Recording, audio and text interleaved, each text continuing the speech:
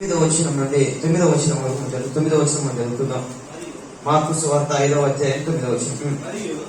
మరియు ఆయన నీ పేరేమని వారిని అడగగా వాడు నా పేరు సేన ఏలయనగా మేము అనేకులమని చెప్పి తమ్మును ఆ దేశంలో నుండి తోలివేయవద్దని ఆయన మిగుల బతిమాలుకొనెను. అతడు కొండ దగ్గర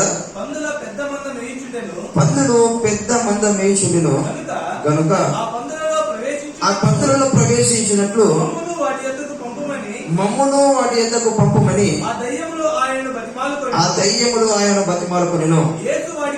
యేసు వాటికి సెలవేయగా ఆ అపవిత్రాత్మలు వారిని విడిచి పందులలో ప్రవేశించగా ఇంచుమించు 2000 సంఖ్య గల ఆ మంద ప్రభాతము నుండి సముద్రపు దారిని వరిగా పరిగెత్తుకొని పోయి సముద్రములో పడి ఊపిరి తిరగక చచ్చెను. చాలు ప్రియమైనటువంటి వాళ్ళారా, మనకిక్కడ సేన అనే ఒక దయ్యం కనబడతాం. యేసు ప్రభువుని అడుగుతున్నాను, ఎవరు నీవు, నీ పేరేమి అని అడుగుతా ఉన్నాను. ఆ దయ్యం చెప్తుంది, అయ్యా నా పేరు సేన, ఎందుకనగా మేము అనేకులము అని చెప్పాను. దానికన్నా ముందు నీకు మనం ఒకసారి చూస్తే 8వ వచనం, ఆయన అపవిత్రాత్మ వారితో చెప్పాను. ఇక్కడ మనం గమనించినప్పుడు ఈ అపవిత్రాత్మ ఎక్కడుంది? ఒక మనుష్యునిలో ఉంది. ఎక్కడుంది? ఒక మనుష్యునిలో అపవిత్రాత్మ ఉంది. ఆ అపవిత్రాత్మ మనిషిలో ఉండి ఏం చేస్తుందో ఒకసారి మనం చూద్దాం. 2వ వచనం, ఆయన దోణి దిగగానే అపవిత్రాత్మ పట్టిన వాడొకడు సమాధులలో ఉండి వచ్చి ఈయనకు ఎదురుపడెను.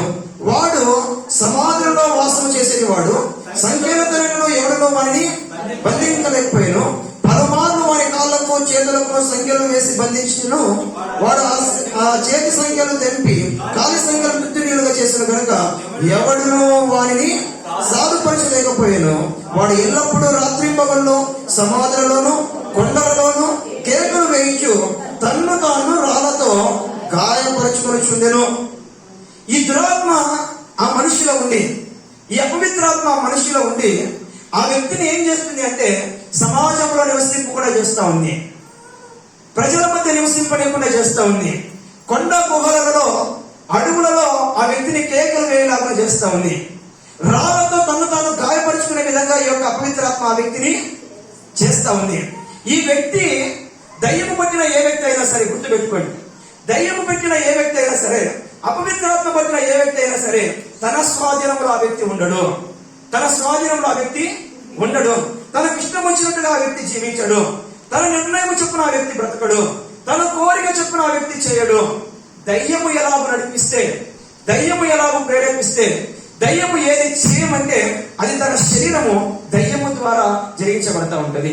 ఎందుకంటే దయ్యము ఆ శరీరాన్ని ఆవహించుకుని ఉంటది కాబట్టి, అపవిత్రాత్మ ఆ శరీరాన్ని లోపరుచుకుని ఉంటది కాబట్టి. కానీ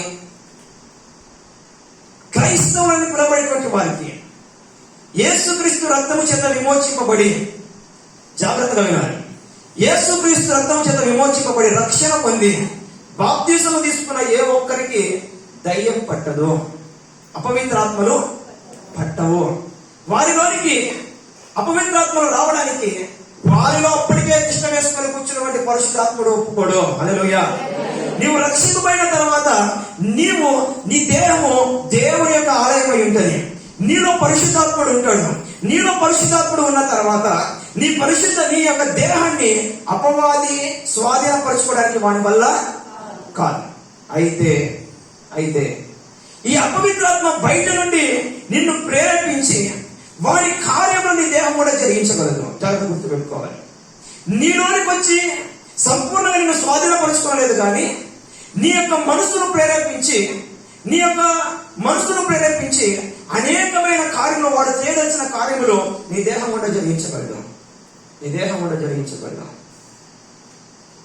దయ్యము పట్టినటువంటి వ్యక్తి ఎటువంటి కార్యాలు అయితే చేస్తాడో, దయ్యము పట్టకపోయినా దయ్యము ద్వారా ప్రేరేపించబడి నువ్వు ఆయా కార్యాలు చేయగలవు. ఇంతకు దయ్యం పట్టినటువంటి వ్యక్తులు కొందరు బైబిల్ గ్రంథంలో ఉన్నారు. వారు పట్టినప్పుడు వారి జీవితాల్లో వచ్చినటువంటి బలహీనతలు ఏంటి, ఒకవేళ బహుశా ఈ దినాన మనలో కూడా బలహీనతలు ఉన్నాయో లేదో ఒకసారి మనం పరీక్షించుకుందాం. వెళ్తున్నాం. హల్లెలూయా, హల్లెలూయా. అప్పుడు మనకు తేటగా ఏమర్థం అవుతుంది అంటే, మనం నడిపించబడుతున్నటువంటి ఈ జీవితము దేవుని యొక్క ఆత్మ ద్వారా నడిపించబడుతున్నామో లేదా దురాత్మ ఆలోచన చేత నడిపించబడుతున్నామో మనకు అర్థమవుతుంది. అర్థమైనప్పుడు మన స్థితిగతులను మనం మార్చుకోవడానికి, మన విశ్వాస జీవితాన్ని మనం ముందు కొనసాగింపచేయడానికి మనకు అవకాశం ఉంటుంది. హల్లెలూయా. రండి, పరిశుద్ధ గ్రంథంలో ఇంకా ఒక లక్షణాన్ని మనము చూద్దాం.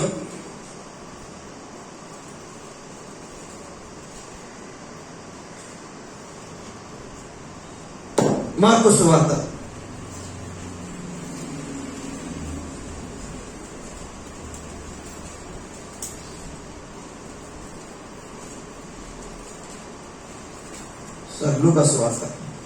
13వ అధ్యాయం 11వ వచనం. లూకా సువార్త 13వ అధ్యాయం 11వ వచనం. 18 ఏళ్ల నుండి బలహీన పరుచు దయ్యము పట్టిన ఒక స్త్రీ అతడు ఉండెను. ఆమె నడుము వంగిపోయి ఎంత మాత్రమో చక్కగా నిలబడలేక నుండెను. చాలు. ఇక్కడ ఎన్నేళ్ళ నుండి దయ్యం పట్టిందంట ఈ స్త్రీకి? 18 సంవత్సరాల నుండి దయ్యం పట్టింది. దయ్యం పట్టిన ఈ స్త్రీలో కనబడుతున్న లక్షణం ఏంటో తెలుసా? నడుము వంగిపోయింది, ఎంత మాత్రము చక్కగా నిలబడలేనటువంటి పరిస్థితి ఆమెకు. ఈమె దయ్యం ఎక్కడ పట్టింది? దేహానికి పట్టింది. ఎక్కడ పట్టింది? దేహానికి పట్టింది. కాబట్టి ఆ దేహాన్ని ఎలా వంచాలో అలా వంచేసింది. నడుములు పని చేయలేకోకుండా చేసింది. చక్కగా నిలబడలేకోకుండా ఆ దయ్యం ఆమెను చేసింది. ఈ రోజు క్రైస్తవులు నిలబడేటువంటి వారికి దయ్యం ఎక్కడ పడుతుందో తెలుసా? మనసుకు పడుతూ ఉంది. మనసును ప్రేరేపిస్తుంది. కాబట్టి ఈరోజు క్రైస్తవుని యొక్క మనస్సు స్థిరంగా కుదురుగా ఉండలేకపోతుంది. క్రైస్తవుని యొక్క మనస్సు ఎలా పడితే అలా వంగిపోతుంది. క్రైస్తవుని మనస్సు ఎలా పడితే అలా బలహీనపరచబడతా ఉంది. ఆ స్త్రీ యొక్క స్థితిని ఒకసారి చూడండి. 18 సంవత్సరాల నుండి బలహీనపరచు ఏం పరిస్థితి అయ్యింది? ఈ దయ్యం ప్రత్యేకత ఏంటి? బలహీనపరుస్తుంది. విశ్వాసంలో ఉండలేకుండా బలహీనపరుస్తుంది. ప్రార్థన జీవితాన్ని కొనసాగించలేకుండా బలహీనపరుస్తుంది. పరిశుద్ధులుగా ఉండలేకోకుండా బలహీనపరుస్తుంది. దేవుని కొరకు జీవించలేకోకుండా బలహీనపరుస్తుంది. నీ విశ్వాసాన్ని బలహీనపరుస్తుంది. హల్లెలూయా. ఈ యొక్క దూతలు కొన్ని అపాయింట్మెంట్ చేయబడ్డాయి. ప్రత్యేకంగా కొన్ని పనుల వరకే ఈ దూతలు ఏం చేయబడ్డాయి? అపాయింట్ చేయబడ్డాయి. ఉద్యోగస్తులు ఉన్నారు. ఈ ఉద్యోగస్తులకి ఒక్కొక్కరు ఒక్కొక్క పని అప్పగించబడి ఉంటుంది. డాక్టర్ పని డాక్టరే చేస్తాడు, కలెక్టర్ పని కలెక్టర్ చేస్తాడు, కండక్టర్ పని కండక్టర్ చేస్తాడు, డ్రైవర్ పని డ్రైవరు. ఆ స్టాఫ్ నియమించుకోవడం ఎందుకు నియమించుకుంటారు. అపవాది కూడా వాడి కొరకు కొన్ని పనులు చేయడానికి కొన్ని దూతలు ప్రత్యేకపరుచుకున్నాడు. హల్లెలూయా. ఇదే మనము పరిశుద్ధమైన దూతలు కూడా చూడగలుగుతాం. దేవదూతలు కూడా అంతే. ఆరాధించడానికి కొన్ని దూతలు ఉన్నాయి. ప్రార్థన చేరవేయడానికి కొన్ని దూతలు ఉన్నాయి. సహాయం చేయడానికి కొన్ని దూతలు ఉన్నాయి. యుద్ధాలు చేయించడానికి కొన్ని దూతలు ఉన్నాయి. హల్లెలూయా. అక్కడి నుండి వచ్చినవి కదా ఈ దూతలన్నీ. పరలోకం నుండి పడుతులైపోయినవే కదా ఈ దూతలన్నీ. సేమ్ ప్యాటర్న్ అన్నమాట. మనుషులను కూడా ఒక్కొక్కరిని ఒక్కొక్క విధంగా చేయడానికి వాడు కూడా డివిజన్ చేసి ఇచ్చాడు అనమాట. ఏం చేశాడు? డివిజన్ చేశాడు. ఆ డివిజన్ లో ఒక దురాత్మ ఏంటి అంటే బలహీనపరిచేటువంటి ఆత్మ. ఈరోజు ఎవరైనా ఉన్నారండి మన మధ్య? ఎప్పటికప్పుడు బలహీనపడిపోయేటువంటి వాళ్ళు, ఎప్పటికప్పుడు దేవుని యొక్క వాక్యాన్ని చదవడంలో ఆసక్తిని నిర్వీర్యం చేసుకునేటువంటి వాళ్ళు, ఎప్పటికప్పుడు ప్రార్థనా జీవితాన్ని బలహీనపరుచుకునేటువంటి వాళ్ళు. జాగ్రత్త. నీవు ఒక దురాత్ముడు నిన్ను ప్రేరేపిస్తామన్న సంగతి నువ్వు మర్చిపోకూడదు. అదేంటో పాస్టర్ గారు, చాలా ఉజ్జీవం పడతాను, చాలా ప్రత్యేకించుకుంటాను, చాలా నిష్ఠగా నిర్ణయించుకుంటాను, తీవ్రమైన భక్తిని కొనసాగించాలనుకుంటాను, అంతలోనే నిరసించిపోతాను, అంతలోనే బలహీనపడిపోతాను, అంతలోనే కృంగిపోతాను, అంతలోనే అధైర్యపడిపోతాను, అంతలోనే తీసుకున్నటువంటి ఆ తీర్మానం అంతా ఏమైపోతుందో నాకు తెలియదు, ఆవిరైనట్టుగా అయిపోతుంది నా హృదయంలో రండి. దురాత్ముడు పని చేస్తున్నాడు నీ మనసు పైన, దురాత్ముడు పని చేస్తున్నాడు నీ మనసు పైన. నీ మనస్సును నీవు కంచె వేసుకునే కారణాన్ని బట్టి, నీ మనస్సును దేవుడికి అప్పగించని కారణాన్ని బట్టి, నీ మనస్సును దేవుడికి అప్పగించని కారణాన్ని బట్టి ఏమవుతుందో తెలుసా?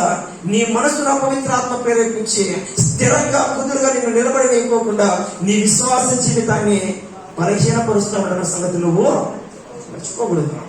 ఎన్ని సంవత్సరాలు బలహీనపరచబడుతుంది? 18 సంవత్సరాలు. ఎంత సీనియర్ ఈమె? 18 సంవత్సరాల నుండి ఆ దయాన్ని కనికరం కలిగిందా? జాలి కలిగిందా? దయ కలిగిందా? 18 సంవత్సరాలు పీడించాను, 10 సంవత్సరాలు పీడించాను, 5 సంవత్సరాలు పీడించాను, ఇక చాలే విడిచిపెట్టిపోదాము, ఇక చాలే విడుదల ఇద్దాము, ఇక చాలే స్వాతంత్రం ఇద్దాము, ఇక చాలే చక్కగా కుదురుగా నిలబడే విధంగా చేద్దాము అనుకున్నదా? దయ్యములన్నవి పైశాచిక ఆనందాన్ని పొందుతా ఉంటే మనం హింసపెట్టి గుర్తుపెట్టుకోండి. ఎప్పుడైతే మనము హింసించబడతా ఉంటామో, ఎప్పుడైతే మనము బలహీనపరచబడతా ఉంటామో, ఎప్పుడైతే మనము కృంగిపోతా ఉంటామో, ఎప్పుడైతే అసమాధానంతో మనము జీవిస్తూ ఉంటామో, అప్పుడు అపవాది గంతులేస్తూ ఉంటాడు, అప్పుడు అపవాది సంతోషిస్తూ ఉంటాడు. కొన్నిసార్లు అంటాడు, ఏంట్రా ఇంత పైశాచిక ఆనందం నీకు? వాడు దుఃఖపడుతుంటే నీకు నవ్వేలా వస్తుంది? వాడు అంత కష్టాలు కూడా వెళ్తుంటే నీకు గేరు చేయడం ఎలా అనిపిస్తుంది? వాడు అంత శ్రమల పాలవుతుంటే ఎలా నవ్వుతావు నువ్వు వాడిని చూసి అని అంటారు. దాన్నే పైశాచిక ఆనందం అంటారు, దయ్యపు ఆనందం. దయ్యపు లక్షణం అది ప్రేమటువంటి వాళ్ళ. ఈరోజు ఎవరైనా ఉన్నారు మన దగ్గర, మన మధ్య ఇలా బలహీనపరచబడిపోతున్న వారు, మాటి మాటికి కృంగిపోతున్నటువంటి వారు, మాటికి శోధనలో చిక్కుకుంటున్నటువంటి వారు. ఇంకా ముందుకు వెళ్దాం, ఇంకా చాలా విషయాలు ఉన్నాయి.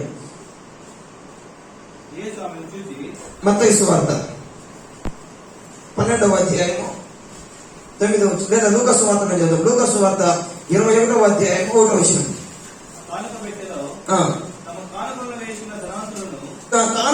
కానుకలు వేయించున్న ధనవంతులను పారచూచును. ఒక బీద విధవరాలు 2 కాసులు వేయించుండగా చూచి, అందరికంటే ఎక్కువగా వేయించున్నానని మీతో చెప్తున్నాను. హల్లెలూయా. ఇక్కడ దేవుడు ఎక్కడ కూర్చున్నాడట? ఎక్కడ? నేను మీరు కూర్చున్నాను, మీ దగ్గరకు వచ్చి మీరు కానుకలు పట్టినప్పుడు మీరెంత కానుక చేస్తున్నారు చూడండి నాకు ఒకసారి. ఎలా ఉంటది? కానీ యేసుప్రభువు కూర్చున్నారు. యేసుప్రభువు ఎక్కడ కూర్చున్నారు? కానుకల పెట్టె దగ్గర కూర్చున్నారు. కానుకల పెట్టె దగ్గర కూర్చొని ఎవరెవరు ఎంత కానుకలు వేస్తున్నారో యేసుప్రభువు తీక్షణంగా గమనించి చూస్తా ఉన్నారు. పార చూశాడంట. పార చూడడం అంటే ఏంటి? నిదానంగా చూశాడు, నిదానించి చూశాడు, పరీక్షించి చూశాడు. హల్లెలూయా. జాగ్రత్త సుమా. ఈ రోజు మనం వేసే కానుకల్లో కూడా దేవుడు ఎలా చూస్తున్నాడు? పార చూస్తా ఉన్నాడు. దీనికన్నా ముందు ఒక వాక్యాన్ని మనం చదువుకోవాలి ఖచ్చితంగా. మార్కు సువార్త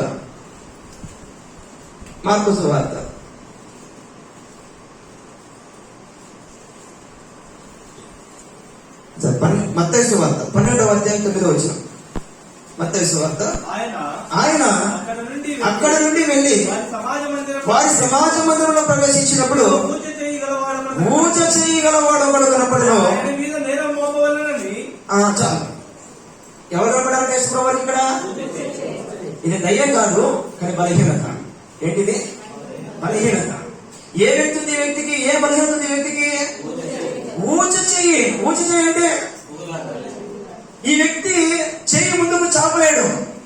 ఈ వ్యక్తి చెయ్యి ముందుకి చాపలేడు. ఈ వ్యక్తి యొక్క చెయ్యిలో సారం ఉండదు. నిస్సత్తువుగా పడిపోయింది ఆ చెయ్యి. ఎందుకు పని చేయలేదన్నమాట ఆ చెయ్యి. ఊచ చేయగలవాడు ఒకడు కనిపించాడు. యేసుప్రభువు అలా ఊచ చేయగలవాడిని స్వస్థపరిచాడు. అలా మనం చూస్తాం. కానీ మనం గమనించుకోవాల్సింది ఏంటి అంటే, దేవుని యొక్క మందిరంలోకి వచ్చినప్పుడు, దేవుని యొక్క పరిచయం దగ్గరకు వచ్చినప్పుడు కొందరిని బలహీనపరిచే ఆత్మ ఎక్కడ బలహీనపరుస్తుందో తెలుసా? చెయ్యి దగ్గర బలహీనపరుస్తూ ఉంటుంది. ఎక్కడ బలహీనపరుస్తూ ఉంటుంది? చెయ్యి దగ్గర బలహీనపరుస్తూ ఉంటుంది. కానుకలు ఇవ్వలేదు, ప్రభు కొరకు కష్టపడి పని చేయలేదు, ఒక భారాన్ని ఎత్తలేదు, ఒక చేయి మడత పెట్టి పక్కన పెట్టలేదు, ఒక మైక అందించలేదు, ఎదుటి వ్యక్తితో సహోదర భావంతో చెయ్యి కలపనివ్వదు, చేయి కలిసి ముందు నడవడానికి ఇష్టపడదు. ఊచ చేయగలిగినటువంటి వ్యక్తుల యొక్క స్వభావాలు ఇవన్నీ కూడా. చాలా మంది యేసుప్రభువు ఏం చేస్తున్నారు? కానుకల పెట్టె దగ్గర కూర్చొని ఎవరెవరు ఎంతెంత కానుకలు ఇస్తున్నారో చూస్తా ఉన్నాడంట. హల్లెలూయా. మరి యేసుప్రభుకి ధనాపేక్ష ఉందంటమ్మా. ఆయనకి ఏం పని? ఎవరెంత కానుకలు ఇస్తే ఆయనకి ఏం పని? ఎంత ధనాపేక్ష కలిగిన వాడు కాకపోతే, ఎంత ధనాన్ని కోరుకునేవాడు కాకపోతే, ఎంత ఆశపడు కాకపోతే ఆయన ధనం వైపు చూస్తూ ఉంటాడు. నాడు సేవకులు కూర్చున్న అలాగే చూస్తారు. అదే అంటారంటారా మీరు? ఖచ్చితంగా అంటారు, ఖచ్చితంగా అంటారు, సందేహమే లేదు. అంతెందుకు పాస్టర్ గారు 4 వారాలు కంటిన్యూగా దశభాగాన్ని గురించి చెప్పాడు అనుకోండి, పాస్టర్ గారికి డబ్బు తక్కువైంది.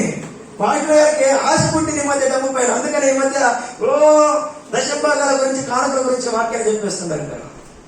మరి యేసుప్రభువు వారు నిదానించి చూస్తా ఉన్నాడంట. హల్లెలూయా. బాగా చూస్తా ఉన్నాడు. ధనవంతులైన వారు కానుకలు వేశారు, బీద విధవరాలు కూడా కానుక వేసింది. కానీ యేసుప్రభువు వారు ఏమన్నారో తెలుసా? ఈ బీద విధవరాలు మీ అందరికంటే కూడా ఎక్కువ కానుకను ఇస్తుంది. ప్రేమైనటువంటి వాళ్ళారా, ఈ రోజు దేవుని కొరకు నీ హస్తము నువ్వు చాపవలసింది ఎలా ఉందో తెలుసా? నీ యొక్క శక్తిని కొలది, ఆమేన్, నీ సామర్థ్యం కొలది, నీవు విస్తరిస్తున్న కొలది, నీవు వర్ధిల్లుతున్న కొలది, నీవు దేవుని కొరకు నీ హస్తాన్ని ముందుకు చాపాలి. హల్లెలూయా. నీకున్న సమయం కొలది, నీకున్న తీరిక సమయాన్ని కొలది నీవు ప్రభువుకి సమయాన్ని వెచ్చించాలి. దేవుడు ఆమేన్. అది కానుక విషయంలో కానీ, సమయం విషయంలో కానీ, సువార్త కార్యక్రమాల విషయంలో కానీ నీ హస్తం ఎప్పుడు కూడా ఎలా ఉండాలో తెలుసా? ముందుకు చాచేదిగా ఉండాలి. దేవునికి మహిమ కలుగును గాక. దిగబట్టేదిగా ఉండకూడదు. కారణాలు వెతుక్కొని, సాకులు వెతుక్కొని వెనక్కి వెళ్ళిపోయేదిగా ఉండకూడదు నీ జీవితము. చాలా మంది జీవితాలు ఎలా ఉంటాయో తెలుసా? 10 సంవత్సరాల క్రితం ఎటువంటి జీవితం ఉందో 10 సంవత్సరాల తర్వాత కూడా ఈరోజు వారి జీవితము అలాగే ఉంటుంది. 10 సంవత్సరాల క్రితం నువ్వు ఇచ్చే కానుక ఎంతో 10 సంవత్సరాల తర్వాత ఈ రోజు నువ్వు ఇచ్చే కానుక కూడా అంతే ఉంటుంది. 10 సంవత్సరాల క్రితం నువ్వు చేసే ప్రార్థన ఎంతో 10 సంవత్సరాల తర్వాత నువ్వు చేసిన ప్రార్థన అంతే ఉందా లేదా? ఉందా లేదా? దినాలు గడిచే కొలది దేవుడి యొక్క సహవాసంలో నువ్వేం కావాలి? వృద్ధి చెందాలి లేదా? వృద్ధి చెందాలి. నీవు ప్రార్థన నిజంగా చేసే వ్యక్తి అయితే గుర్తుపెట్టుకోండి. ప్రార్థన నిజంగా చేసే వ్యక్తి అయితే చాలా జాగ్రత్త. నీవు నిజంగా ప్రార్థన పరుడు అయితే నీ ప్రార్థన జీవితంలో ప్రార్థన సమయము ఎదుగుతా పోతుంది. హల్లెలూయా. హల్లెలూయా. చిన్నపిల్లడు ఉన్నాడు, వాడు చిన్నప్పుడు పాలు తాగడం నేర్చుకున్నాడు. వాడు పాలు తాగుతున్నాడు కాబట్టి దినాలు గడిచేపడితే వాడు ఏం చేస్తాడు? అన్నం తింటాడు. అన్నము ముద్ద చేసి పెడతారు, మెత్తగా చేసి పెడతారు, నలిపి పెడతారు. వాడు తినే కొలది మంచి ఆహారం తినడానికి నేర్చుకుంటాడు. వాడు ఎదిగే కొలది తినే మోతాదు తగ్గుతుందా పెరుగుతుందా? పెరుగుతుందా? నీవు దేవుని యొక్క సన్నిధిలో సమయాన్ని గడుపుతున్నావు. వచ్చి రాని ప్రార్థన హృదయపూర్వకంగా ప్రార్థన చేస్తా ఉన్నావు. దేవుడు ఏం చేస్తాడో తెలుసా? నీకు ప్రార్థన చేయడం నేర్పిస్తాడు. ప్రార్థన నీతో సహవాసం చేయడం ప్రారంభిస్తాడు. నీవు దేవుడితో సహవాసం చేయడం కొద్దీ నీతో దేవుని యొక్క సహవాసం అంతకంతకు ఏం కావాలి? జరగాలి. ఏ ట్రూ ప్రేయర్ మ్యాన్, నిజమైన ప్రార్థన పరుడు తన జీవితంలో ప్రార్థన శాతాన్ని, ప్రార్థన మోతాదును పెంచుకుంటూ పోతాడు. హల్లెలూయా. ఎవడైతే ప్రార్థన చేయలేడో, నామమాత్రము ప్రార్థన చేస్తూ ఉంటారో, హృదయంతో చేయని ప్రార్థన ఎవరైతే చేస్తూ ఉంటారో, ఆత్మ సంబంధమైన ప్రార్థన చేయని వ్యక్తులు ఎవరైతే ఉంటారో, వారు ఎన్ని దినాలు గడిచినా, ఎన్ని సంవత్సరాలు గడిచినా వారి యొక్క జీవితంలో ప్రార్థన బలహీనత అలాగనే ఉంటది. ప్రార్థన బలహీనత అలాగనే ఉంటది. వాక్యాన్ని ధ్యానించేవాడు, వాక్యం యొక్క మధురాన్ని తెలుసుకున్నవాడు వాక్యాన్ని ధ్యానించడంలో వర్ధిల్లుతూ ఉంటాడు. Same implies to the offerings. కానుకలకు కూడా అదే వర్తింపజేస్తుంది. ఒకడు వర్ధిల్లుతున్న కొలది వాడు తన యొక్క అర్పణను దేవునికి ఇవ్వడము ప్రారంభించాలి. హల్లెలూయా. నీకు 100 రూపాయలు ఇచ్చినప్పుడు ఒకే కానుక, 1000 రూపాయలు ఇచ్చినప్పుడు ఒకే కానుక, 2000 రూపాయలు ఇచ్చినప్పుడు ఒకే కానుక, 10,000 రూపాయలు ఇచ్చినప్పుడు ఒకే కానుక ఇచ్చినట్లు అది కరెక్ట్ కాదు, అది పద్ధతి కాదు. నీది ఏం చేస్తున్నావో తెలుసా? నీ యొక్క చేతిని వెనక్కి తీసుకుంటున్నావు, నీ చెయ్యిని బిగబట్టుకుంటున్నావు, నీ చెయ్యిని బలహీనపరుచుకుంటున్నావు. అది కుదరదు సుమా. నువ్వు ఖచ్చితంగా నీ యొక్క అర్పణను దేవునికి ఇచ్చేటప్పుడు నీవు వర్ధిల్లుతున్న కొలది ఇవ్వాలి. హల్లెలూయా. అతిశయానికి చెప్పడం లేదు, మిమ్మల్ని బలపరచడానికి చెప్తున్నాను. మీ అందరికన్నా దేవుని పరిచయకు ఎక్కువగా డబ్బులు ఖర్చు చేసే వ్యక్తి ఎవరో తెలుసా? నేనే. మీ అందరికన్నా ఛాలెంజ్ చేసి చెప్పగలను. ప్రతి నెలలో మీ అందరికన్నా కూడా ఎక్కువగా పరిచయాలకు డబ్బులు చేసి ఖర్చు చేసే వ్యక్తిని నేనే. ఆ ధైర్యంతో మీకు మాట చెప్తున్నాను. మీరు కూడా ప్రభు కొరకు ఆ డబ్బులు ఖర్చు పెట్టండి. హల్లెలూయా. దేవుడు ఆశీర్వదిస్తాడు. ఏ వ్యక్తి అయితే బలమైనటువంటి హస్తంతో ముందుకు వస్తాడో ఆ వ్యక్తిని దేవుడు తప్పకుండా ఆశీర్వదిస్తాడు. హల్లెలూయా. పూజ చేయగలిగిన వాడు పూజ చేయగలవాడుగానే ఉండిపోతాడు. ప్రేమటువంటి వాడారా, ఇంకొద్ది ముందుకు వెళ్ళిపోతాం.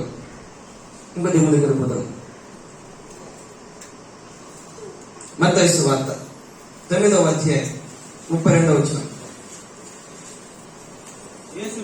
యేసును ఆయన శిష్యులు వెళ్ళుచుండగా కొందరు దయ్యం పట్టిన ఒక మూగవాడిని ఆయన ఎద్దకు తీసుకుని వచ్చి, దయ్యము వెళ్ళగొట్టబడిన తర్వాత ఆ మూగవాడు మాట్లాడగా జన సమూహములు ఆశ్చర్యపడివి. హల్లెలూయా. ఇక్కడ నుండి దయ్యం ఏ దయ్యం ఇది? మూగ దయ్యం. ఇంతకు ముందున్న దయ్యము బలహీనపరచు దయ్యం. అది మన అవయవాలు రకరకంగా బలహీనపరుస్తూ ఉంటుంది. అందులో ఒక భాగం మనం తెలుసుకున్నాం. రెండవది మూగ దయ్యం. ఈ మూగ దయ్యం ఉన్నంత కాలము ఈ దయ్యం పట్టిన వాడు ఏం చేయలేకపోయాడు? మాట్లాడలేకపోయాడంట. ఎప్పుడైతే దయ్యము వెళ్ళగొట్టబడిందో, వెళ్ళగొట్టబడిన పిమ్మట, వెళ్ళగొట్టబడిన తర్వాత ఆ వ్యక్తి ఏం చేస్తా ఉన్నాడు? మాట్లాడుతా ఉన్నాడు. హల్లెలూయా. నోరు తెరిచి మాట్లాడుతూ ఉంటే జన సమూహంలో ఆశ్చర్యపడుతూ ఉన్నారు. వీడెందులో మాట్లాడుతున్నాడు? ఇంతకాలం ఏ మాటలు మాట్లాడలేకపోయాడు. ఎందుకు మాట్లాడలేకపోయాడు? దేవుడు మాట్లాడలేదు ఆ వ్యక్తికి. దేవుడికి స్వరం ఇవ్వలేదు ఆ వ్యక్తికి. దేవునికి మాటలు నేర్పించలేదు ఆ వ్యక్తికి. నేర్పించాడు. కానీ వానిలో ఉన్నటువంటి దురాత్మ, వానిలో ఉన్న అపవిత్రాత్మ ఆ వ్యక్తిని మాట్లాడలేకపోకుండా చేసింది. ఈరోజు క్రైస్తవులు చాలా మంది బయట విస్తారమైనటువంటి మాటలు మాట్లాడతాడు. దేవుని యొక్క సన్నిధిలో వారు మాట్లాడడానికి వారి నోరు తెరవబడదు. ఉన్నారు ఎవరైనా మన మధ్య?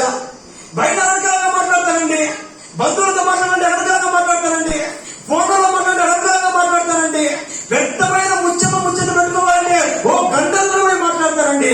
అదేంటో ప్రార్థనలకు వెళ్తే మాటలే రావండి. ఆరాధన చేయాలంటే నోరే తెరవలేనండి. స్తుతించాలంటే నా నోరే బయటికి రాదండి. మాటలు వెతుక్కోవాల్సి వస్తుందండి. ప్రార్థన చేద్దాం అనుకుంటాను కానీ ప్రార్థన చేయలేనండి. ఆరాధిద్దాం అనుకుంటాను కానీ ఆరాధించలేనండి. స్తుతిద్దాం అనుకుంటాను కానీ స్తుతించలేనండి. ఆ దయ్యం పట్టిన వాడికి మాట్లాడాలని ఉండదా? ఉంటది. కానీ మాట్లాడని పోకుండా ఆపుతున్నది ఏంటి? పవిత్రాత్మ, దురాత్మ. ఈరోజు పాటలు పాడాలని లేదా మీకు? ఖచ్చితంగా ఉంటది. కానీ పాట మారు. చప్పట్లు కొట్టాలని ఉండదా మీకు? ఉంటది. కానీ చప్పట్లు కొట్టరు. స్తుతించాలని ఉండదా మీకు? ఉంటది. కానీ నోరు తెచ్చి దేవుణ్ణి స్తుతించరు. దేనికి? ఏ కారణాన్ని బట్టి? వారి యొక్క దూత నీ పక్కన కూర్చొని నీ నోటిని కంట్రోల్ చేస్తా ఉంది. వారి దూత నీ పక్కన నిలబడి నిన్ను ఆరాధించకపోకుండా నీ మనసును చెరుపుతా ఉంది. వారి దూత పక్కనే కూర్చొని నిన్ను బలహీనపరుస్తా ఉంది స్తుతించలేకపోకుండా. మూగదయ్యాలు వారి సైన్యం ఉంది. ముందుగానే అన్నాడు, నా పేరు సేన, మేము అనేకులము, ఒక్కరము కాదు, ఒక్క లక్షణంతో వచ్చేవాళ్ళం కాదు. మేము అనేక గుంపులుగా ఉన్న వ్యక్తులం. మేము చాలా మంది విడుదల ప్రాంతంలో ఈ ప్రత్యేక తీర్పుకి పెడతా ఉంటారు. విడుదల ప్రాంతం అంటే ఏంటి? స్వస్థత, విడుదల ప్రాంతాలు చేయబడును. ఏంటి స్వస్థత అంటే? స్వస్థత. విడుదల దేని నుంచి విడుదల? ఈ యొక్క అపవిత్రాత్మ నుండి విడుదల. ఈ బలహీనపరిచేటువంటి ఆ యొక్క ఆలోచన నుండి విడుదల పరచడానికి విడుదల ప్రాంతంలో వెళుతూ ఉంటారు. ప్రేమటువంటి వాళ్ళ హల్లెలూయా, హల్లెలూయా. జాగ్రత్త సుమా. ఇంకా ముందుకు వెళ్దాం. అదే మత్తయి సువార్త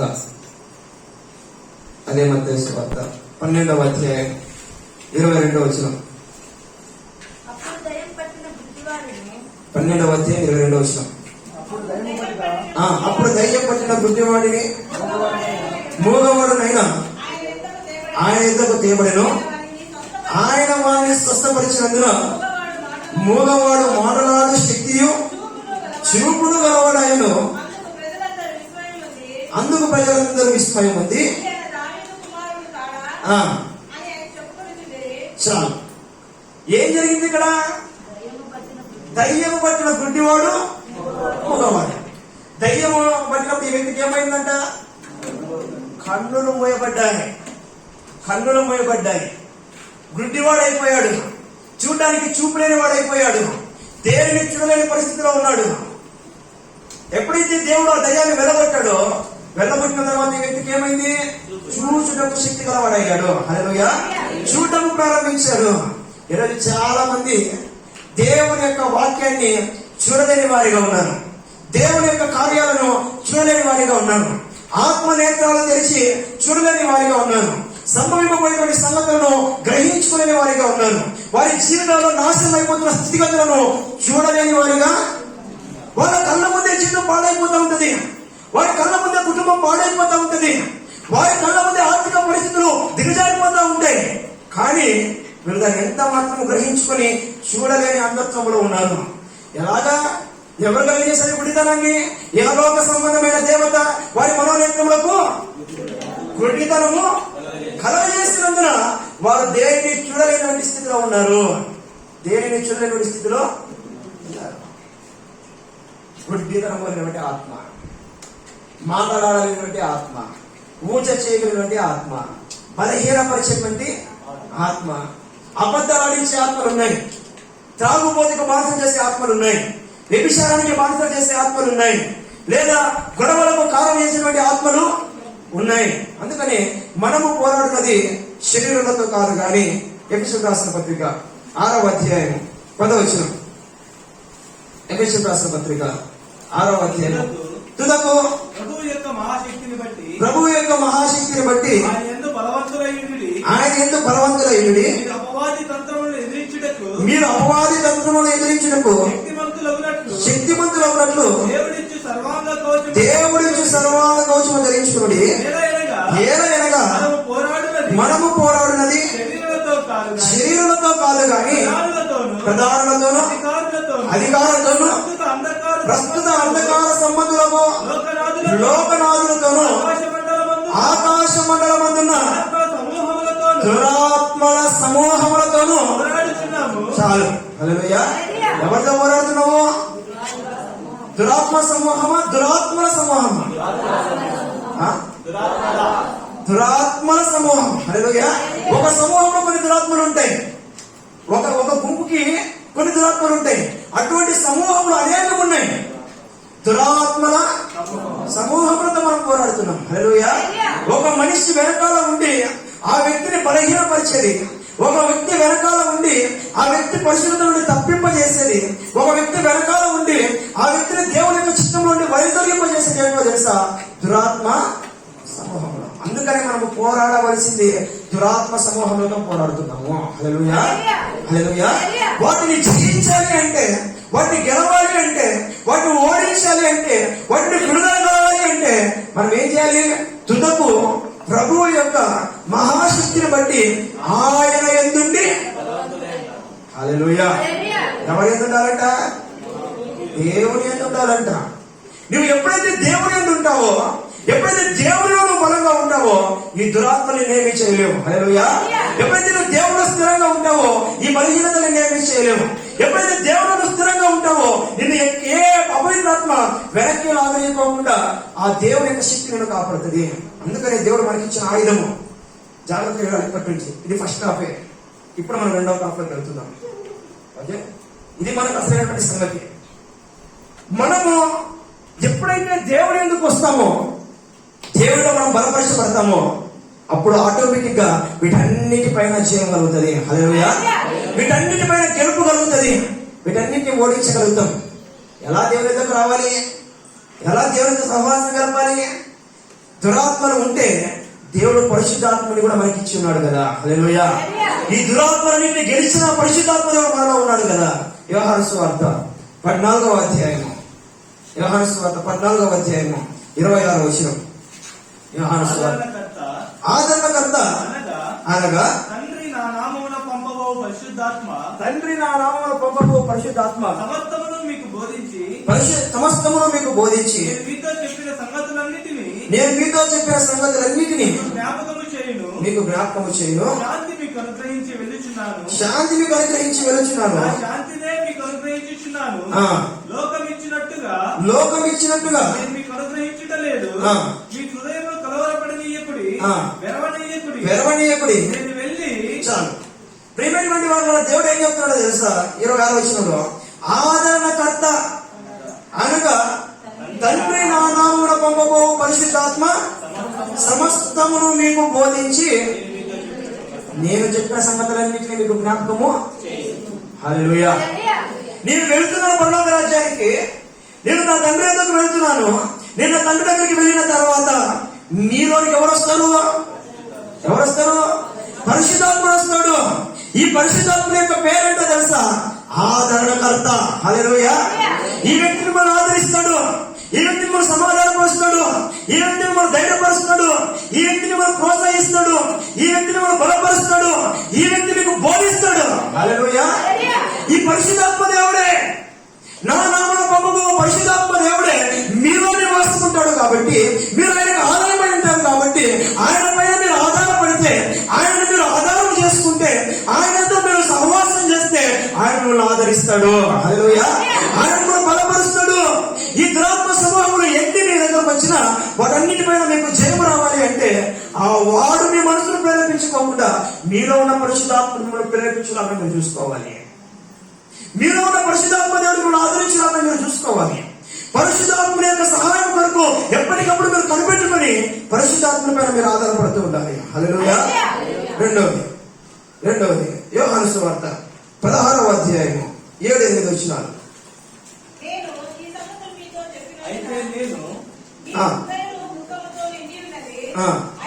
అయితే నేను మీతో సత్యము చెప్పుచున్నాను. నేను వెళ్ళిపోవటం వలన మీకు ప్రయోజనకరము. నేను వెళ్ళని యెడల ఆదరణకర్త మీ వద్దకు రాడు. నేను వెళ్ళిన యెడల ఆయన మీ వద్దకు పంపుదును. ఆయన వచ్చి పాపమును గురించి, నీతిని గురించి, తీర్పును గురించి లోకమును ఒప్పింపచేయును. లోకము నా యందు విశ్వాసం చేయలేదు కనుక పాపమును గురించి నేను తండ్రి యొద్దకు వెళ్ళడం వలన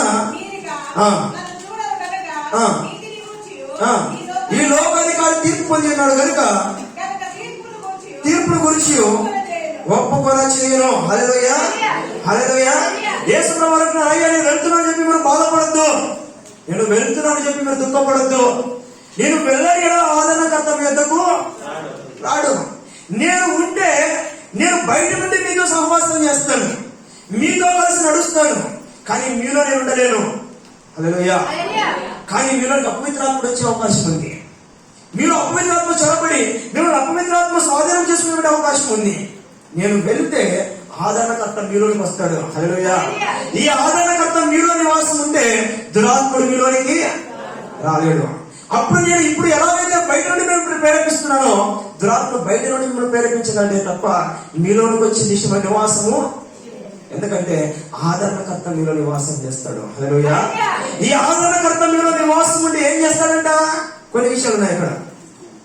ఆయన వచ్చి ఆయన వచ్చి పాపమును గురించి, నీతిని గురించి, తీర్పును గురించి లోకమును ఒప్పింపచేయను. హల్లెలూయా. నీ పాపాన్ని పరిశుద్ధాత్ముడు ఒప్పింపజేస్తాడు. నీ నీతిని దేవుడు ఒప్పింపజేస్తాడు. దేవుని యొక్క తీర్పును గురించి ఒప్పింపజేస్తాడు. అంటే ఏంటో తెలుసా? నిన్ను పరిశుద్ధపరుస్తాడు. నిన్ను దేవుడి కొరకు సిద్ధపరుస్తాడు. నీ మనసు దేవుడి కొరకు సిద్ధపరుస్తాడు. నీ ఆలోచన దేవుడి కొరకు సిద్ధపరుస్తాడు. ఎప్పటికప్పుడు నీ జీవితాన్ని సరిచేస్తూ వస్తాడు పరిశుద్ధాత్ముడు. హల్లెలూయా. దురాత్మ నీలోనికి రానికోకుండా కంచె వేస్తాడు. ఎక్కడైతే నీవు ఒప్పుకునేటువంటి పాపం ఉందో ఆ పాపము పరిశుద్ధాత్ముడే నీ యందు ఉండి ఒప్పింపజేస్తాడు నువ్వు ఆయన పైన ఆధారపడితే. హల్లెలూయా. అందుకని పరిశుద్ధాత్ముడి పైన ఆధారపడి మనం నేర్చుకోవాలి. పెట్టుకునే వల్ల ఈ పరిశుద్ధాత్ముడి దేవుణ్ణి చాలా మంది నిర్లక్ష్యపరుస్తూ ఉంటారు. చాలా మంది ప్రార్థనలు ఆత్మ సంబంధమైనది కాక మనసు సంబంధమైనదిగా ఉంటాయి. చాలా మంది భక్తి ఆత్మ సంబంధమైనదిగా కాక మనసు సంబంధించినదిగా ఉంటుంది. ఈ మనసును దేవుడు ఎంత ప్రేరేపించగలడో అపవాది కూడా అంతే ప్రేరేపించగలడు. కానీ నీ ఆత్మ ఉంది చూసారా, అది దేవుని చేత ముద్రింపబడింది. హల్లెలూయా. అది సీల్ చేయబడింది, ముద్రింపబడింది. దేవుడి యొక్క ఆత్మ ద్వారా మిమ్మల్ని ముద్రించాలని యోహాను పత్రికలో రాయబడి ఉంటుంది. హల్లెలూయా. ఆయన ముద్రించాడు కాబట్టి సీల్ వేసిన తర్వాత గవర్నమెంట్ వారు సీల్ వేసిన తర్వాత దాన్ని ఎవరు ఓపెన్ చేయడానికి వీలు లేదు. దేవుడు పరిశుద్ధాత్ముడి ద్వారా నిన్ను ముద్రించిన తర్వాత ఇక నీలోనికి ఏ అపవిత్రాత్మ రావడానికి అవకాశము లేదు. ఇంకా ముందుకు వెళ్తాం. అదే యోహాను సువార్త.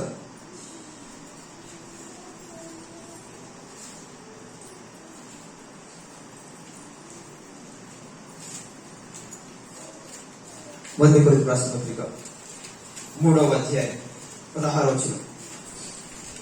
మీరు దేవుని ఆలయమై ఉన్నారనియు, దేవుని ఆత్మ మీలో నివసించున్నదనియు మీరు ఎరుగరా. హల్లెలూయా. మనం ఎవరమంట? దేవుని ఆలయం. దేవుని ఆలయంలో ఎవరు నివాసం చేస్తున్నారు? దేవుని యొక్క ఆత్మ నివాసం చేస్తున్నాడు. దేవుడే నివాసం చేస్తున్నాడు. దేవుడు నీలో నివాసం చేస్తున్నప్పుడు ఆయన సన్నిధి నీలో ఉంటదా? ఉంటదా? చెప్పాలి. ఉంటదా? ఒక త్రాగుబోతు మందిరంలోకి వచ్చాడు.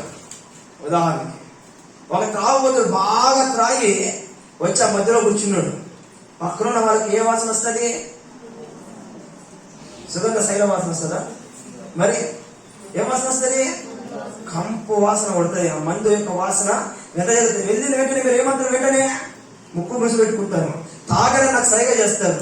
త్రాగుబోత మీ పక్క వ్యక్తులకి చెప్తారు. దూరంగా చేసి కూర్చుంటారు. ఎందుకు? ఆ వ్యక్తి యొక్క ప్రసన్నత, ఆ వ్యక్తి యొక్క స్థానము ఆ పరిసర ప్రాంతాలకు ఏం చేయబడుతుంది? వెదజల్లబడుతుంది. పరిశుద్ధాత్ముడు మీలో ఉంటే, పరిశుద్ధాత్ముడు మీలో నివాసం చేస్తా ఉంటే పరిశుద్ధాత్ముడి యొక్క సన్నిధి మీ హృదయాలకు కుమరించబడదా? పరిశుద్ధాత్ముడి యొక్క సమాధానం మీలో నివసించబడదా? పరిశుద్ధాత్ముడి యొక్క ఆ యొక్క ఆదరణ మీలో కలిగించబడదా? ఖచ్చితంగా కలిగించబడుతుంది. హల్లెలూయా, హల్లెలూయా. ఆయన మీలో ఉన్నాడు కాబట్టి ఆయన ప్రభావం మీలో నుండి బయలుదేరడం ప్రారంభమవుతుంది. హల్లెలూయా, హల్లెలూయా. అందుకనే దేవుని యొక్క వాక్యం ఏం చెప్తుందంటే, పరిశుద్ధాత్మను ఆర్పకుడి, పరిశుద్ధాత్మను దుఃఖపరచకుడి, పరిశుద్ధాత్మ నుండి నడుచుకునుడి, పరిశుద్ధాత్మతో సహవాసము చేయుడి, ఆత్మ సహాయమును తీసుకోవడం అని చెప్పి అనేక సందర్భాల్లో దేవుడు బోధించాడు. కానీ ఈరోజు క్రైస్తవుడు ఏం చేస్తున్నాడు? దేవుడిచ్చిన పరిశుద్ధాత్మ యొక్క సహాయాన్ని పొందుకుంటున్నాడా? పరిశుద్ధాత్మ సహాయంతో నడుస్తున్నాడా? పరిశుద్ధాత్మ సహాయంతో ముందుకు సాగిపోతున్నాడా? అన్ని విషయాల్లో పరిశుద్ధాత్మని ఇన్వాల్వ్ చేసుకుని ఆ వ్యక్తితో చేయబట్టి ముందుకు నడిపించబడతాడా అంటే లేదు. ఇటీవల కాలంలో ఒక సోదరుడు నిన్న ఒక సాక్ష్యం చెప్పాడు నాకు. పాస్టర్ గారు, నాకు ఇంతకుముందు ఎప్పుడు అనుభవం లేదు, కానీ మొన్నటి దినం నాకు అనిపించింది ఈరోజు ఏదో కీడు జరగబోతుంది, నాకు కీడు జరగబోతుంది, మన సంఘంలో కొందరు వ్యక్తులకు కూడా కీడు జరగబోతుంది, ఏదో అపాయం రాబోతుంది అని చెప్పి నాకు అనిపించింది. అపాయం వచ్చినప్పుడు నేను వెంటనే ప్రార్థన చేస్తున్నాను. నా భార్యకు నేను చెప్పాను ఇలా అనిపిస్తుందని చెప్పి నేను ప్రార్థన చేశాను. ప్రార్థన చేసి ఆటో తీసి వెళ్తున్నాను. ఇంకా అంతే మార్గ మధ్యంలో ఆటో లోకాన్ని దూకేసిందంట. ఆటో లోకాన్ని దూకేసిందంట. ఆ రోజు చక్రయన్న జయరంత దేవుడు బండ్లు పడ్డారంట. పరిశుద్ధాత్మ దేవుడు ముందుగానే ఏమి జరగబోతుందో వాటిని మనకు బోధిస్తున్నాం. మా బోధించడం మనం ఏం చేయాలి? ఆ పరిశుద్ధాత్మని సహాయం తీసుకొని ప్రార్థన చేసినప్పుడు జరగబోయేటువంటి కీడు నుండి, అపాయం నుండి తప్పిస్తాడు. హల్లెలూయా, దేవుడికి మహిమ కలుగును గాక. ఇంకా రెండు ముందుకు పోదాం. కొరింథీయులకు రాసిన మొదటి పత్రిక 2వ అధ్యాయం 10-11 వచనాలు. మనకైతే 8వ వచనం చదువుతామా? దేవుడు మొదటి కొరింథీయులకు రాసిన పత్రిక 2వ అధ్యాయం 10వ వచనం నుండి 8వ వచనం నుండి. అది లోకాధికారంలో ఎవరికి తెలియదు, అది వారికి తెలిసి ఉండిన ఎడల ప్రేమ స్వరూపి ప్రభువును సిలువ వేయబడకపోయిందును ఇందును గురించి తన్ను ప్రేమించు వారి కొరకు ఏమి సిద్ధపరిచనో అవి కంటికి కనపడలేదు, చెవికి వినపడలేదు, మనుష్య హృదయములకు గోచరము కాలేదు. మనకైతే దేవుడు వాటిని తన ఆత్మ వలన బయలుపరిచి, ఆ ఆత్మ అన్నిటినీ దేవుని మర్మములను కూడా తేటగా పరిశోధించుతున్నాడంట. హల్లెలూయా. దేవుని యొక్క ఆత్మ కలిగినటువంటి మనకైతే బయలుపరచబడపోకుండా ఉండేది ఏది కూడా ఉందేనా? దేవుని మర్మములు కూడా దేవుడు బయలుపరుస్తాడంట మనకి. హల్లెలూయా. ఎవరి మూలముగా? మనకైతే మనకైతే దేవుడు వాటిని తన ఆత్మ వలన. హల్లెలూయా. ఎవరి వలన?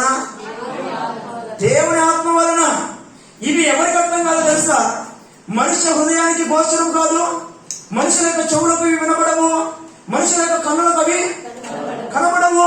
మనకైతే దేవుడి యొక్క ఆత్మ వలన దేవుడు వాటిని మనకు బయటపరుస్తున్నాడు. హల్లెలూయా.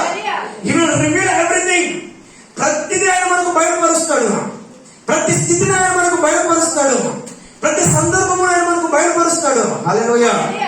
పరిశుద్ధాత్మ పైన ఆధారపడినప్పుడు, పరిశుద్ధాత్మ చేత నడిపించబడుతున్నప్పుడు ఎంత గొప్ప ఆయుధం ఉంది మనకు, ఎంత గొప్ప ఆయుధం ఉంది, చాలా గొప్ప ఆయుధం ఉంది. హల్లెలూయా. ఇంకా రండి, ఇంకా ముందుకు వెళ్దాం. యోహాను సువార్త 16వ అధ్యాయం 13వ వచనం. యోహాను సువార్త 16వ అధ్యాయం.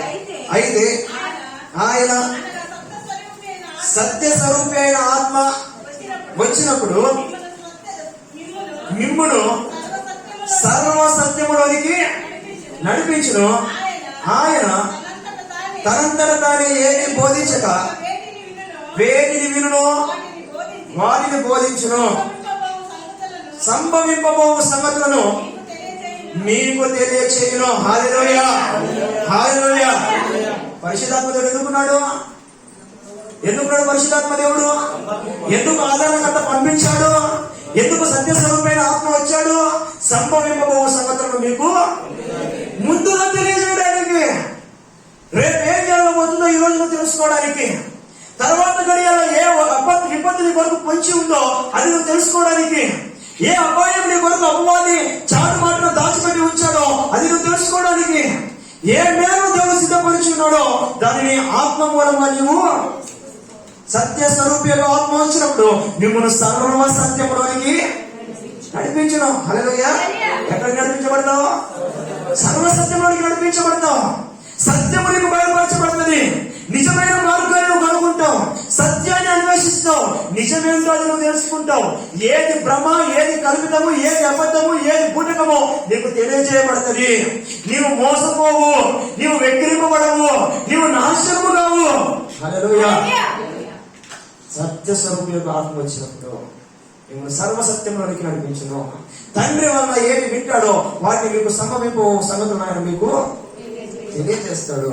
ఇంకా రండి, కొరింథీయులకు రాసినటువంటి మొదటి పత్రిక 12వ అధ్యాయం 7వ వచనం నుండి. అయినను అందరి ప్రయోజనము కొరకు ప్రతి వానికి ఆత్మ ప్రత్యక్షత అనుగ్రహించబడి. ఇక్కడ ఒక విషయం గుర్తుపెట్టుకోవాలి. అందరికీ ఆయన అండర్లైన్ చేసుకోండి.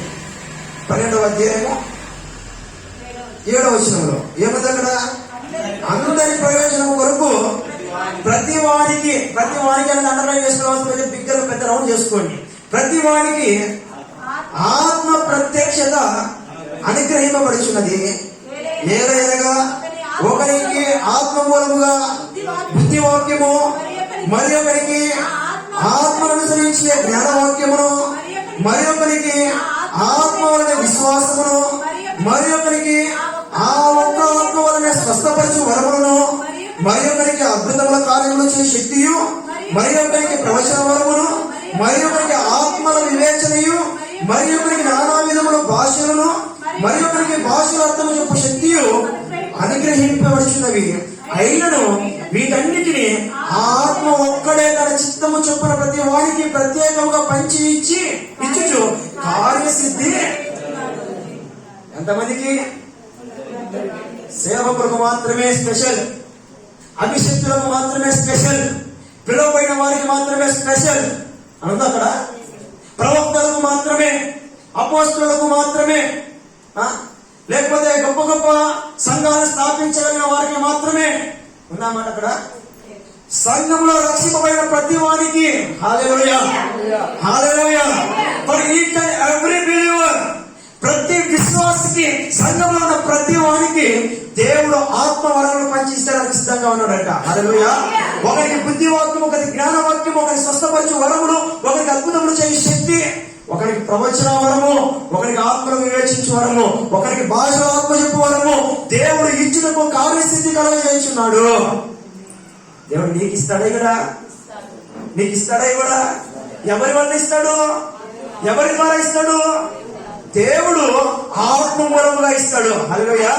ఎవడైతే పరిశుద్ధాత్మ పైన ఆధారపడతాడో, ఎవడైతే పరిశుద్ధాత్మను అనుభవించుకుంటా ఉంటాడో, ఎవడైతే పరిశుద్ధాత్మ పైన విశ్వాసంతో మనసు నింపుతా ఉంటాడో వాడికి ఆ పరిశుద్ధాత్మను పంచి ఇస్తాడు. హల్లెలూయా. ఇచ్చేవాడు దేవుడే, పంచి పెట్టేవాడు మాత్రం ఎవరు? ఎవరు? ఆత్మదేవుడు. హల్లెలూయా. దేవుడికి మనం అడుగుతాం, దేవుడు మనకి ఇస్తాడు. ఇవ్వమని ఎవరికి చెప్తాడు తెలుసా? పరిశుద్ధాత్మకు చెప్తాడు. పరిశుద్ధాత్ముడా ఆ వ్యక్తి నన్ను అడుగుతున్నాడు, నువ్వు ఆ వ్యక్తికి ఇవ్వు అంటే పరిశుద్ధాత్ముడు ఏమంటాడు తెలుసా? నన్ను అడగలేదు, నా పైన ఆధారపడలేదు, నిన్ను అడిగాడు, నువ్వు ఇచ్చాయంటే నేను ఎలా ఇస్తాను? భూమి పైన ఎందుకు నువ్వు వాళ్ళకి ఇవ్వడానికే కదా. ఆ వ్యక్తి నా పైన ఆధారపడలేదే, ఆ వ్యక్తి నన్ను ఆహ్వానించడం లేదే, ఆ వ్యక్తి తనను నింపుకోవడం లేదే, ఆ వ్యక్తి తనను ఉంచుకోనివ్వకుండా దుఃఖపరుస్తూ ఉన్నాడు, బలహీనపరుస్తూ ఉన్నాడు, క్షోభకు గురి చేస్తా ఉన్నాడు. ఆ వ్యక్తి నన్ను నివసింప చేయకుండా చేస్తున్నాడు, కాని ప్రాంతానికి వెళ్తున్నాడు, నిన్నైతే ప్రార్థన చేస్తున్నాడు, కానీ అదంతా మనసుతో చేస్తున్నాడు. నాపై ఎటువంటి విశ్వాసం ఆ వ్యక్తికి లేదో. అందుకని పరిశుద్ధాత్మను ఆర్పకుడి, పరిశుద్ధాత్మను దుఃఖపరచకుడి అన్న మాటలు మనం చూస్తాం. ఆత్మ ఎంత తీవ్రత గలవారై ప్రభువును సేవించండి. ఎక్కడ తీవ్రత ఉండాలి? ఆత్మలో తీవ్రత ఉండాలి. ప్రతి విషయమందు, ప్రతి సమయమందును ఆత్మ వలన, ఎవరి ద్వారా? ఆత్మ వలన తండ్రి అయిన దేవుడికి ప్రార్థన వినపములు తెలియజేయమని దేవుని యొక్క వాక్యం సెలవిస్తుంది. ఎఫెసీయులకు రాసిన పత్రికలో 6వ అధ్యాయము 12-13 వచనాల్లో అన్నమాట. ఎఫెసీయులకు రాసిన పత్రిక ఏలైనగా పోరాడినది కింద 18వ వచనం.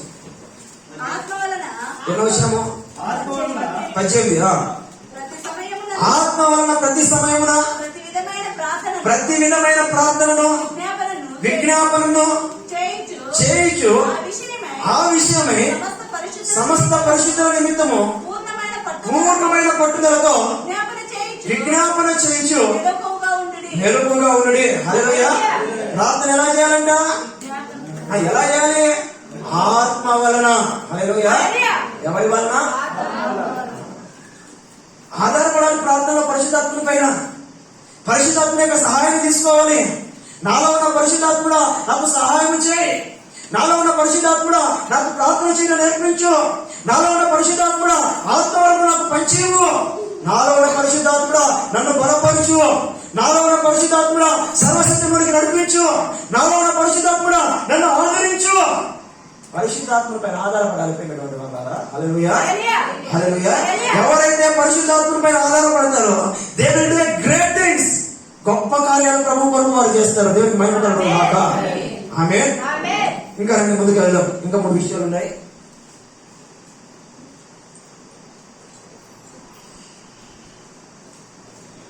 ఎఫెసీయులకు రాసిన పత్రిక 1వ అధ్యాయం 13వ వచనం. మీరును సత్యవాక్యమును అనగా మీ రక్షణ సువార్త విని క్రీస్తునందు విశ్వాసం ఉంచి వాగ్దానము చేయబడిన ఆత్మచేత ముద్రింపబడితిరి. దేవుని మహిమకు కీర్తి కలుగుటకై ఆయన సంపాదించుకున్న ప్రజలకు విమోచన కలుగు నిమిత్తము ఈ ఆత్మ మన స్వాస్థ్యమునకు సంచకరువుగా ఉన్నాడు. హల్లెలూయా. ఈ ఆత్మ దేవుడు మనకి ఇచ్చాడంట. ఎవరితో ముద్రింపబడ్డాం మనము? వాగ్దానం చేయబడిన ఆత్మ చేత ముద్రింపబడ్డామా? ముద్రింపబడ్డాం. ఎందుకు ముద్రింపబడ్డాము? దేవుని మహిమకు. ఆవిడైన మహిమ, ఆవిడైనకి కీర్తి ఉంది, ఆవిడైనకు ప్రభావం ఉంది. ఆ మహిమకు మరలా కీర్తి రావాలంట. హల్లెలూయా. ఎవరిని బట్టి? ముద్రింపబడిన మనల్ని బట్టి. పరిశుద్ధాత్మ చేత ముద్రింపబడిన మనల్ని బట్టి ఈ ఆత్మ తన స్వాస్థ్యమునకు సంచకరువుగా ఉన్నాడు. సంచకరువు అంటే ఏంటి? తోడుగా ఉన్నాడు, సాక్షిగా ఉన్నాడు అని అర్థం. హల్లెలూయా. సహాయకునిగా ఉన్నాడు అని అర్థం. కొందరు ఆస్తికి కాపలాదారులను పెడతా ఉంటారు, చూసారా? కాపలాదారుడు. ఆ కాపలాదారుడు ఏం చేస్తా ఉంటాడు? తమ ఆస్తిని దొంగలించుకొని పోనీకోకుండా ఏం చేస్తారు? కాపలా రాస్తా ఉంటారు. పరిశుద్ధాత్మ మనకు అందుకే ఉన్నాడు. దురాత్మల చేత బంధింపబడకోకుండా, దురాత్మ చేత ప్రేరేపించబడుకోకుండా, దురాత్మ మనలోనికి రానికోకుండా, అపవిత్ర ఆత్మ మనం పట్టనీయకోకుండా, నాశనానికి మనం చేరువు కానికోకుండా కాపులా కాటానికి పరిశుద్ధాత్మ మనలో ఉన్నాడు. హల్లెలూయా, హల్లెలూయా. అలా ఉన్నాడు కాబట్టి ఈ రోజు ఇంకా నీవు నేను అంత ఇంత బ్రతకగలుగుతా ఉన్నాం. దేవుని మహిమ కాక. రండి ఫాస్ట్ గా వెళ్దాం. రోమీయులకు రాసిన పత్రిక 8వ అధ్యాయం 26వ వచనం. రోమీయులకు రాసిన పత్రిక 8వ అధ్యాయం 26-27 వచనాలు. అటువలే ఆత్మయు మన బలహీనతలు చూచి సహాయము చేయుచున్నాడు. ఏలైనగా యుక్తముగా ఎలాగూ ప్రార్థన చేయవలెనో నీకు తెలియదు గాని ఉచ్చరింప శక్యము కాని మూలుగులతే ఆత్మ తానే మన పక్షముగా విజ్ఞాపనము చేయుచున్నాడు. హల్లెలూయా, హల్లెలూయా. ఆత్మదేవుడు ఏం చేస్తున్నాడంట? మన బలహీనతల యందు తానే మన పక్షముగా. ఎంత గొప్ప భాగ్యమో, ఎంత గొప్ప ధన్యత. యుక్తముగా ఎలాగో ప్రార్థన చేయాలో మనకు తెలియదు కాబట్టి ఉచ్చరింప సత్యము కాని మూలుగులతో ఆయన మన పక్షముగా దేవునికి యుక్తంగా ప్రార్థన చేస్తున్నాడు. హల్లెలూయా. ఆత్మ వలన ప్రార్థన చేయాలి, ఆత్మ సహాయంతో ప్రార్థన చేయాలి. అందుకని ఆత్మ దేవుని పైన ఆధారపడాలి. అందుకని రోమీయులకు రాసిన పత్రిక 8వ అధ్యాయం 26వ వచనం. అదే జరిగింది. 10వ అధ్యాయం 8-10. క్రీస్తు మీలో ఉన్న ఎడల మీ ఆత్మ నీతి విషయమై జీవము కలిగినది. మృతులలో నుండి యేసు లేపిన వారి ఆత్మ మీలో నివసించిన ఎడల మృతులలో నుండి క్రీస్తు యేసు లేపిన వాడు చావునకు లోనైన మీ శరీరము కూడా మీలో నివసించుచున్న తన ఆత్మ ద్వారా. హల్లెలూయా. నువ్వు చచ్చిపోయిన తర్వాత యేసు ప్రభువు రాకడ యందు నిన్ను మరలా పైకి లేపేది ఏంటో తెలుసా? దేవుని యొక్క ఆత్మయే. హల్లెలూయా. ఇంకో మాటలో చెప్పాలంటే నీ బ్రతుకంతా దేవుని యొక్క ఆత్మ చేతుల్లో ఉంది. అందుకనే ఆత్మ దేవుని కొరకు సహాయం కొరకు ప్రార్థన చేసుకోవాలి. ఎవరైతే దేవుని యొక్క ఆత్మ చేత నడిపించబడతారో వారు దేవుని కుమారుడై ముందురు. ఆత్మ లేనివాడు నావాడు కాడు. వాళ్ళారా ఆ విషయం గురించి పెట్టుకోండి. బలహీనపరిచే ఆత్మ నీ పైన పని చేయకూడదంటే, మూగపు ఆత్మ నీ పైన పని చేయకూడదు అంటే, స్తుతించి నీకు నిన్ను ఆటంకపరచకూడదు అంటే, ప్రార్థించి నీకు నిన్ను ఆటంకపరచకూడదు అంటే, పదే పదే నువ్వు బలహీనుడిగా ఉండిపోకూడదు అంటే, దేవుని యొక్క సంగతులు నీ కళ్ళతో చూడలేని గుడ్డివాడిగా నువ్వు ఉండకూడదు అంటే, సమస్తమును బోధించే పరిశుద్ధాత్మపై నువ్వు ఆధారపడాలి. హల్లెలూయా. పరిశుద్ధాత్మ దేవుడు మాత్రమే నిన్ను బ్రతికించగలడు. పరిశుద్ధాత్మ దేవుడు మాత్రమే నువ్వు గొప్పగా వాడుకోగలడు. మీలో రాసుకోగలిగిన వారు రాసుకోండి. రిఫరెన్స్ లో ఇంటికి వెళ్ళి ఈ యొక్క 10 విషయాలపైన మీరు ధ్యానించండి. లేదంటే నేను అడగండి, మీకు ఆ రిఫరెన్స్ మళ్ళీ ఇస్తాను. ఈ 10 అంశాలు మీరు ధ్యానించండి. ఈ 10 అంశాల్లో పరిశుద్ధాత్ముడు మీకు సహాయకుడిగా ఉంటే మీ జీవితాలు ఎంత దేవీయమానంగా వెళ్తాయి ఒకసారి ఆలోచన చేయండి. హల్లెలూయా. అందుకని దేవుడు ఆత్మ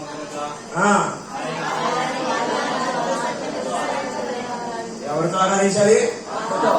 ఆత్మతో ఆరాధించాలి. పౌలు ఏమంటారో తెలుసా? ఆత్మతో పాడతాను, మనసుతోనూ పాడతాను, ఆత్మతో ప్రార్థన చేస్తాను, మనసుతోనూ ప్రార్థన చేస్తాను. హల్లెలూయా. ఆత్మతో స్తుతిస్తాను, మనసుతో కూడా స్తుతిస్తాను. కేవలం మనసుతోనే ప్రార్థన చేస్తే నా ఆత్మ ఎండిపోతుంది. కేవలం నా ఆత్మతోనే ప్రార్థన చేస్తే మనసు ఎండిపోతుంది. కాబట్టి రెండింటినీ వాడుకుంటాను అంటాడు పురుషుడైన పౌలు. ఈరోజు మన బ్రతుకులో మనకంతా మన పేరుంటే ఏంటి?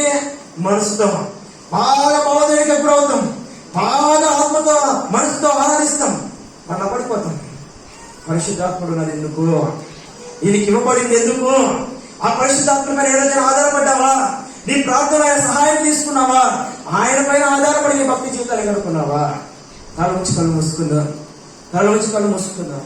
మోకరిద్దాం, మోకరించిన ప్రతి ఒక్కరు మోకరిద్దాం, ప్రతి ఒక్కరు మోకరిద్దాం. ఏ ఒక్కరు ఆలస్యం చేయకోకుండా